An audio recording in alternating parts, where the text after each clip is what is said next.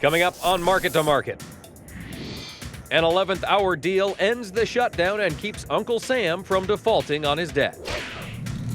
And despite controversy surrounding GMOs, 3 biotech pioneers win the World Food Prize. Those stories and market analysis with Darin Newsom next. This is the Friday, October 18 edition of Market to Market, the weekly journal of rural America. Hello, I'm Mike Pearson. With America teetering on the edge of the fiscal abyss, Congress and the White House agreed to a deal Wednesday, ending the federal government shutdown and averting a historic default on the nation's debt. At least for a little while. The stakes in the political poker game couldn't have been much higher.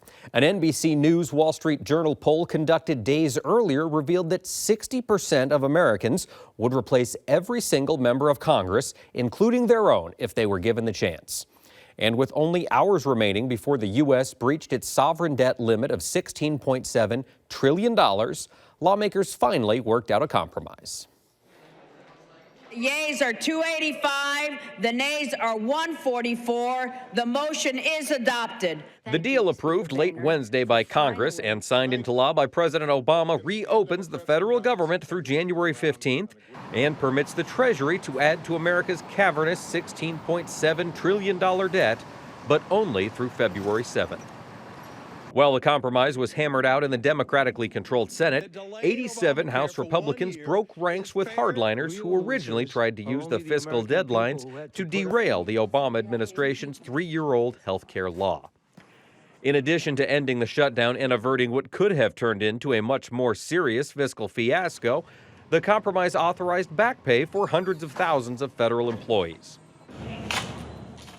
Barriers were removed at federal memorials and National Park Service sites early Thursday, and thousands of federal workers returned to work after more than 2 weeks of furloughs.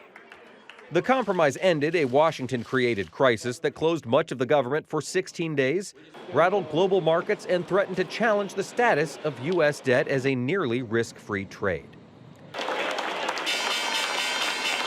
While few analysts expected a default, some investors sold U.S. Treasuries over concerns about possible payment issues, while others delayed purchasing stocks that might be sensitive to another American economic downturn.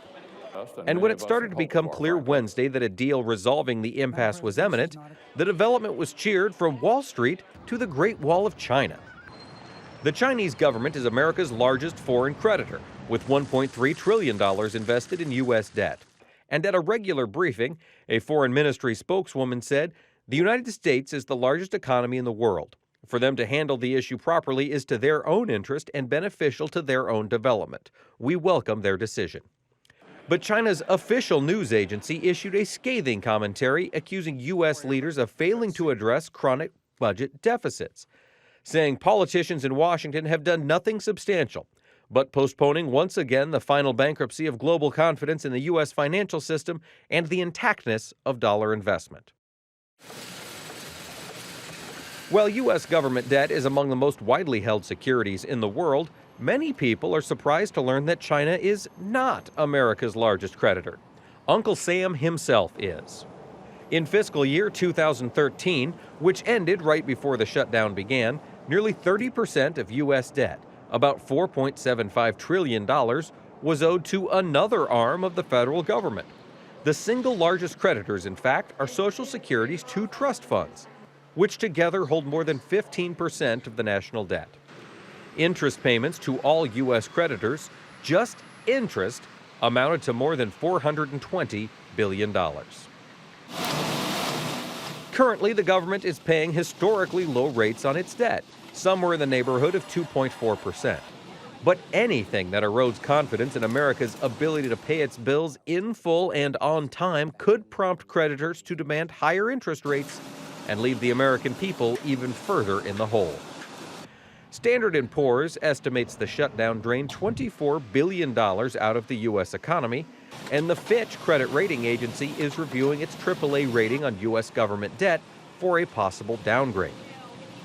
While world leaders, investors, and taxpayers welcome the end of the shutdown Thursday, many were already looking ahead to the next round of a budget battle that could leave the world's largest economy on the brink of default.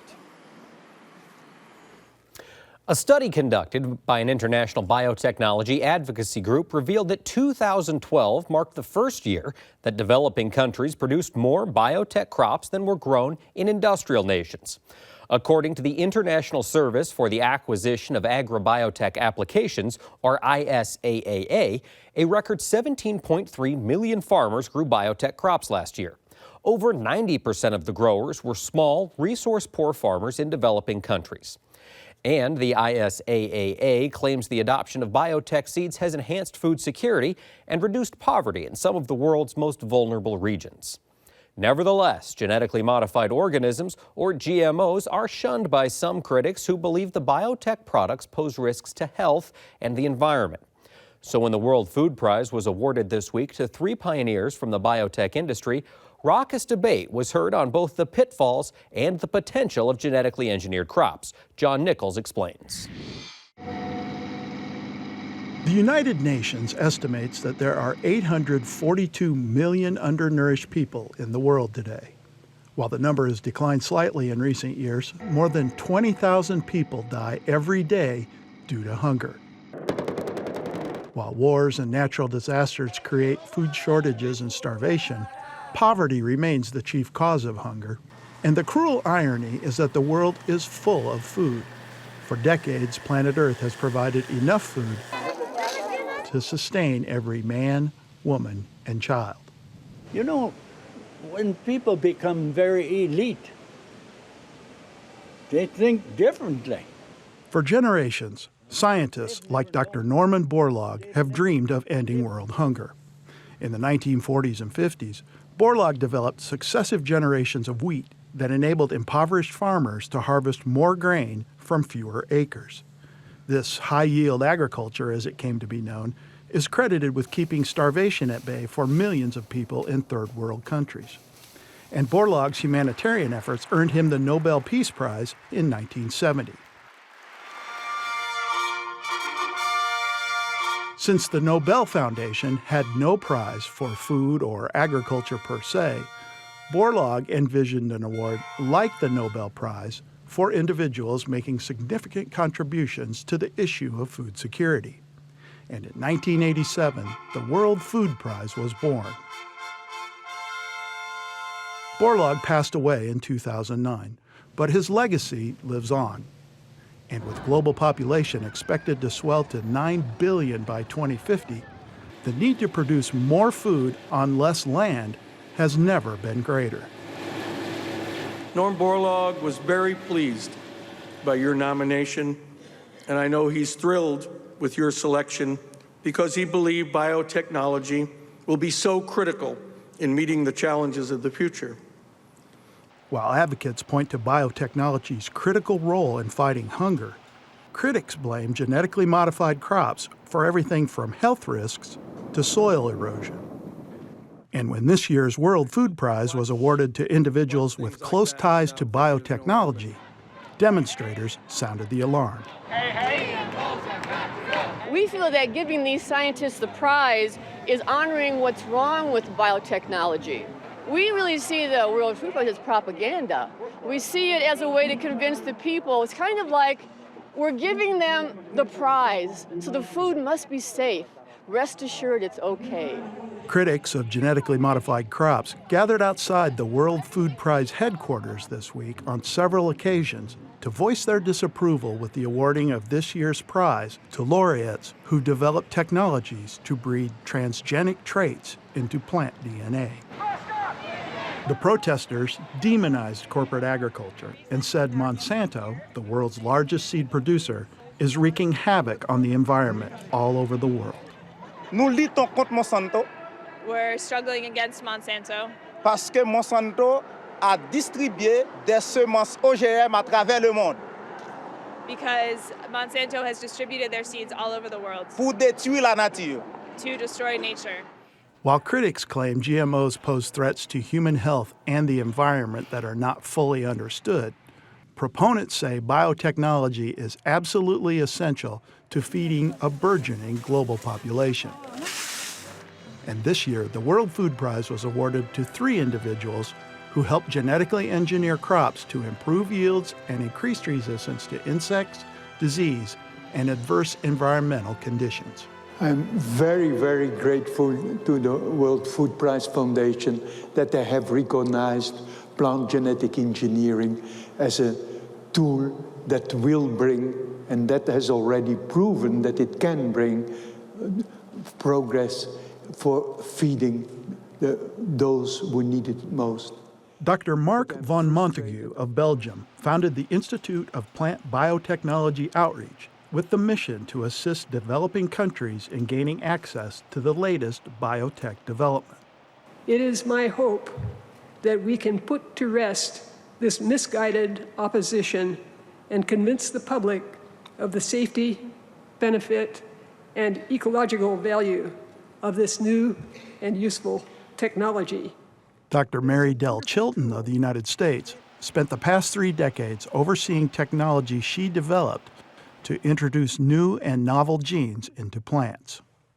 I'd tell you that my company and my industry has struggled with public acceptance, but we understand that and we're changing that. And Dr. Robert Fraley, who grew up on a small Midwestern grain and livestock farm and was a personal friend of Norman Borlaug's.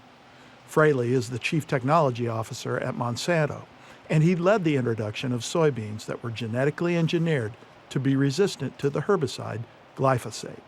We've got biotech crops grown in 30 countries around the world, and there's so much more potential to come.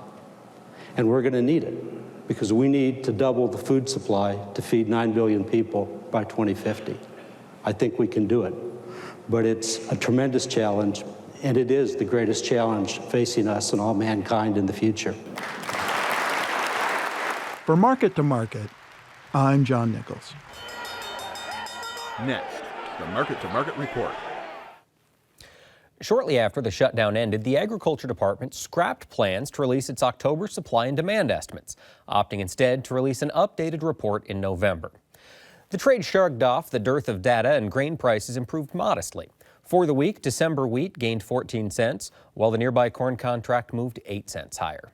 Soybeans pulled out of their recent slump as the November contract settled Friday with a weekly gain of 25 cents. Nearby meal prices followed suit with an upward move of $6.70 per ton. In the softs, cotton moved slightly lower as the December contract declined by 26 cents per hundredweight. In the dairy market, November Class 3 milk lost 9 cents, while the December contract moved a nickel lower. Over in livestock, December cattle lost 45 cents. Nearby feeders declined by nearly $2.50, and the December lean hog contract posted a weekly gain of $1.45. In the financials, the euro gained 12 basis points against the dollar. Crude oil lost $1.20 per barrel.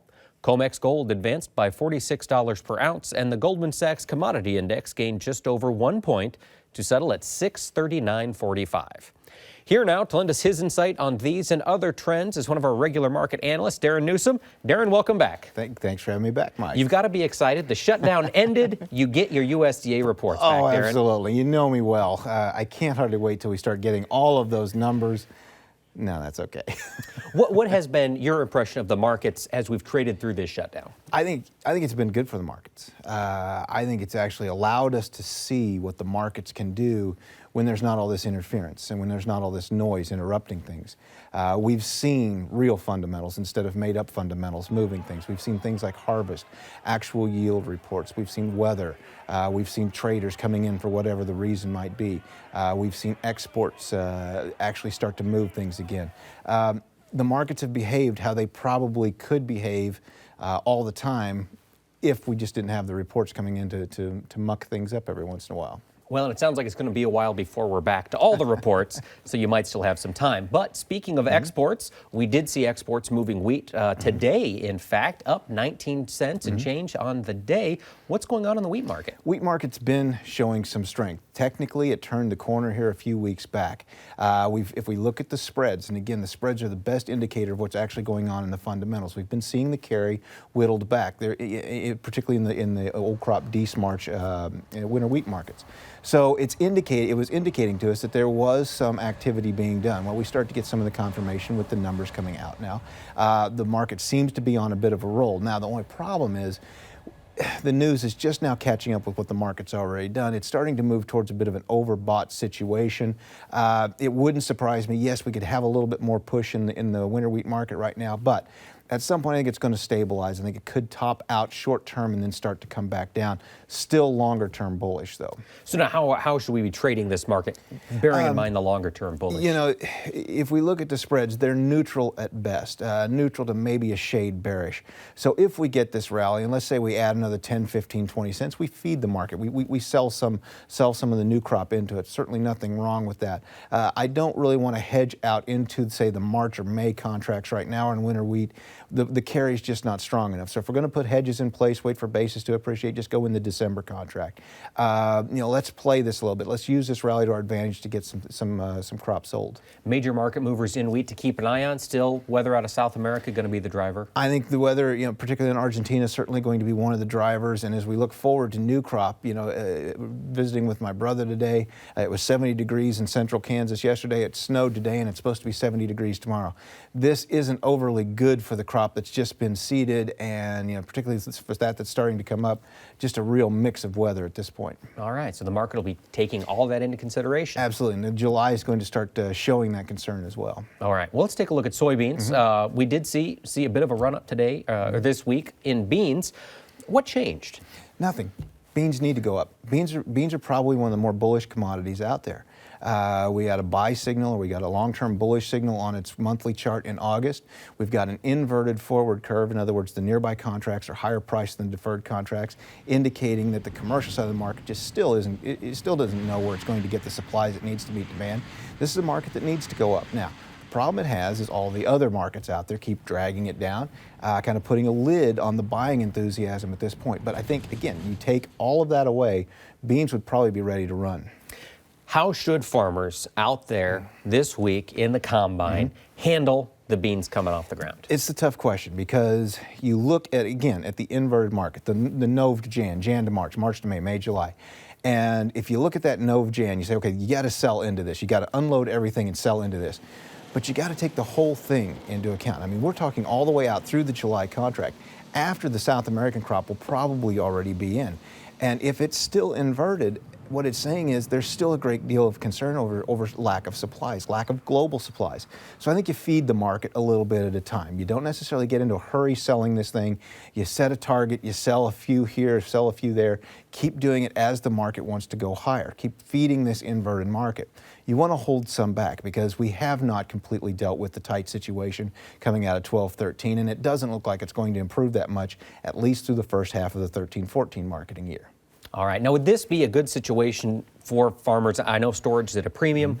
Unload the physical, re-own on paper. Is that a thought? You can't. The problem with re-owning on standard futures contract is that only takes advantage of half the market. You're going to miss out on basis appreciation. So really the only way to capture both a gain in futures and basis is to hold the physical commodity. All right. Something to keep in mind when you're weighing what to put in your bin. Right. Now let's jump back to corn. I did jump right over that. Where do you see the corn market headed? We are now into harvest solidly. We're getting a good idea of yields. How is the market interpreting this? Well, the interesting thing is, we throw out all the trash called USDA reports, and corn has reverted back to its old characteristics of long time frames of going nowhere. And it seems like it's perfectly comfortable doing that again. We've got a carry in the market. We've got a very solid carry in the market right now. So what this is saying is, put the corn in the bin. Hedge it against the Dece. When the Dece to March widens out, the carry in the Dece March widens out, roll it to March, roll it to May. Then look for an opportunity to sell as basis appreciates, the classic storage hedge. Corn doesn't really act like it wants to go anywhere right now. Now maybe possibly this winter we get some changed signals in the corn market and maybe we start to see a bit more bullish outlook. But for right now, it's just one of those, put it away, hedge against it, roll those hedges as needed out to the deferred contracts when the carry looks good, and then wait for basis to appreciate. It's a pretty simple market to read at this point. And you talk about changed signals or changing signals as we roll through winter. What possible signals could be out there? Do you think we're going to pick back up some of the export business we lost last year? It is possible because we've got a weak dollar right now, U.S. dollar index, and I know a lot of the clips that we've just gone through is talking about the fiscal situation and all of that. Now, the dollar is trending down, but it's a question is how long this is going to last.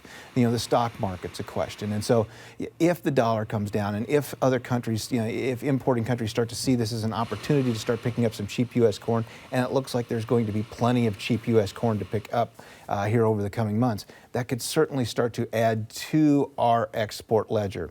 Right now, I'm still a little doubtful that we're going to get back up to those demand levels that we saw a few years ago. There's still so many questions regarding feed demand, export demand, and as of the last couple of weeks, even ethanol demand is back on the table again. So we'll have to see how all this plays out. There's really nothing in the market saying corn's going to be bullish anytime soon. So we just have to sit back and play this old way of marketing, this old marketing technique.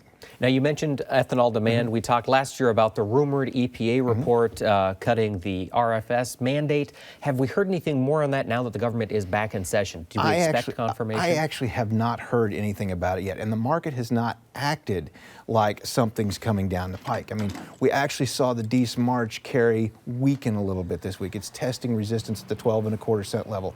It moves beyond that, and what it would actually indicate is that we're seeing some more bullish, a little bit more bullish outlook coming into the market. So still not overly bullish, but less bearish than it was before. So we got to watch those spreads very closely. That'll be a tip-off if something's actually going to happen. All right, the market will know. The market will tell us what's going on better than anything else we're going to see. All right. Well, now let's take a look at cotton. Cotton's been a market. It's been all over the board, and it's been relatively stagnant the past couple of weeks. Right. Talk to us about what's happening in cotton. Well, right now there's really nothing happening. As you pointed out, it has been stagnant. As with many of these commodities, we have not seen the commercial buying coming in. It's sitting back. We've had some global events going on, and that still didn't spark the interest, still didn't spark the buying interest. We saw a little bit of non-commercial short covering provide support over the last couple of weeks, but that evaporated.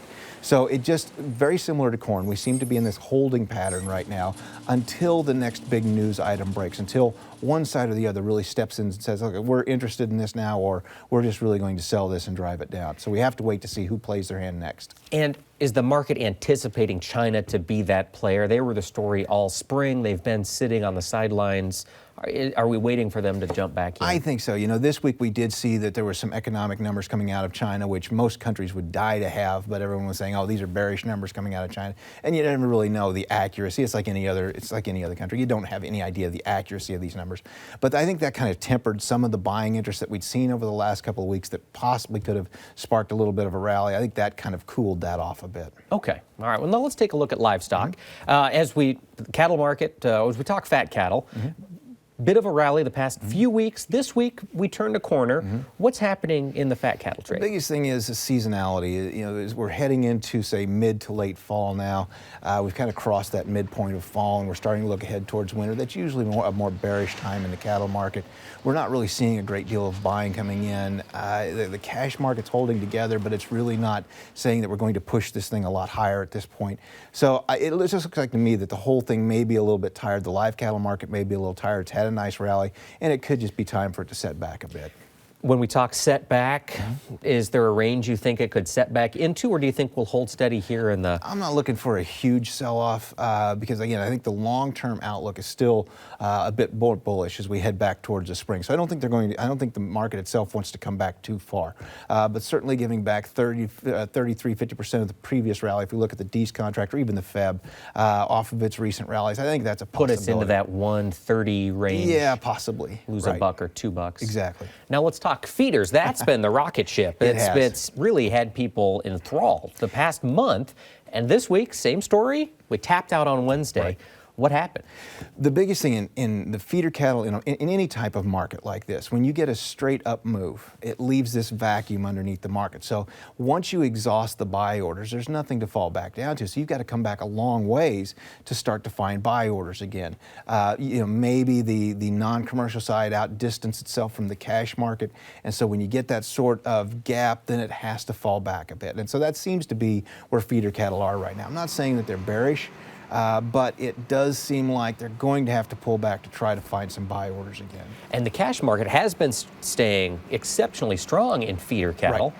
So bearing in mind that, at how far back could we slide? I wouldn't look, I mean, the numbers could be large. I mean, we could be talking $2-3, but I mean, in the grand scheme of things, giving back a third of the rally that we've seen really isn't all that large. And you're absolutely right. The cash market's strong.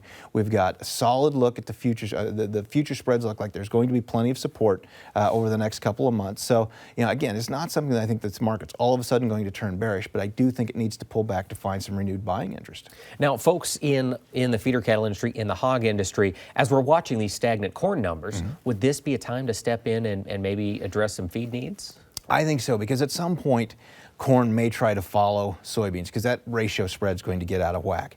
Right now is the time when there's plenty of corn available, and basis is relatively, you know, basis has come down from where we were, say, a month or so ago, 6 weeks ago.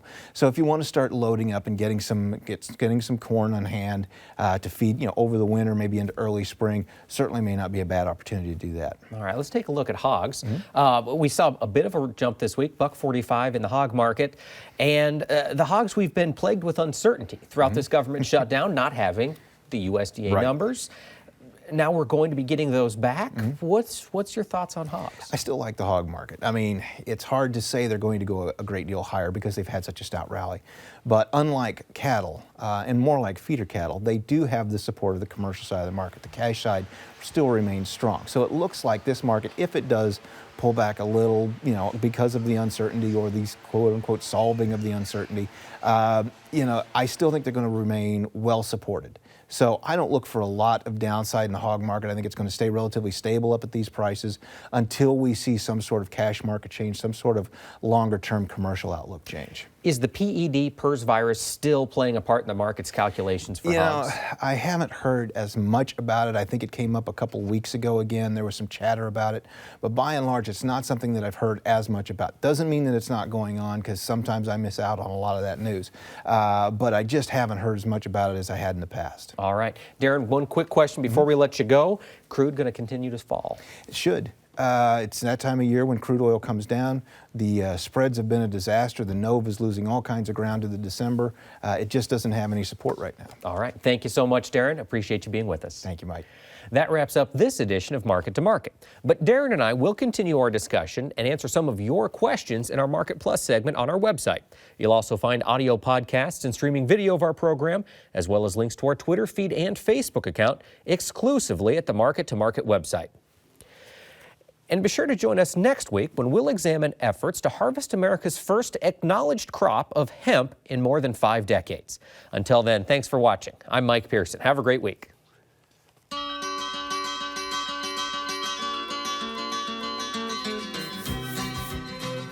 Market to Market is a production of Iowa Public Television, which is solely responsible for its content.